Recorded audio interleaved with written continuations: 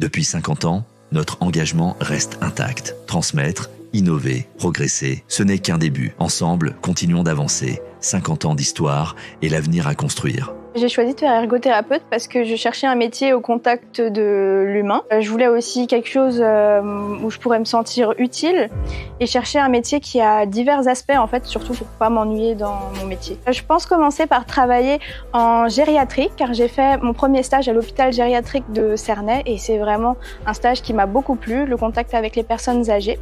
Ensuite, je pense par la suite ouvrir mon cabinet en libéral et j'aimerais bien travailler avec des enfants atteints de troubles neurodéveloppementaux. Je suis étudiante à l'Institut en soins infirmiers de Mulhouse. Je suis une ancienne aide-soignante d'oncologie et du coup j'ai pu prendre en soin des patients en fin de vie et j'ai adoré toute cette prise en charge auprès du patient et voilà, les soins palliatifs c'est un domaine qui m'attire particulièrement. C'était une formation à l'IFMS très enrichissante.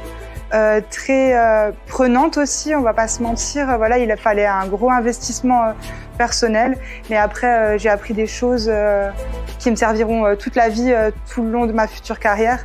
Je suis étudiante en deuxième année de psychomotricité et à terme j'aimerais m'orienter vers un service de pédiatrie pour pouvoir accompagner le développement psychomoteur des enfants. Alors avant, j'ai obtenu un master pour devenir institutrice, mais être devant une classe devant 25 enfants qui ont des problèmes différents chacun, c'était assez compliqué. Donc je me suis dit pourquoi pas m'occuper d'un seul ou de plusieurs enfants pour pouvoir vraiment lui permettre d'évoluer. Je suis en 4e année de kiné à Mulhouse. J'ai choisi de faire des études de kiné parce que c'est un métier très beau qui permet d'aider les personnes dans leur vie quotidienne. Une fois mon diplôme obtenu, je vais aller travailler au GHR pendant plusieurs années et par la suite, pourquoi pas aller en libéral et faire des formations supplémentaires dans le domaine de la périnéologie ou du cancer du sein.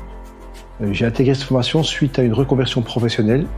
J'étais dans l'accompagnement à la création d'entreprise, accompagnement en insertion. J'ai souhaité me rapprocher de la personne et m'occuper au plus près du public. Tous les élèves viennent de différents horizons, de différentes cultures et de différents niveaux. Donc les formateurs ont su s'adapter à tous ces niveaux et nous intégrer comme une seule équipe. Je souhaite intégrer le GHR, j'ai plusieurs opportunités. Aujourd'hui, ce que je souhaite, c'est que chaque élève, à la fin de sa formation, puisse exercer cette profession avec plaisir et puisse être des ambassadeurs de la promotion de ce métier à nos côtés.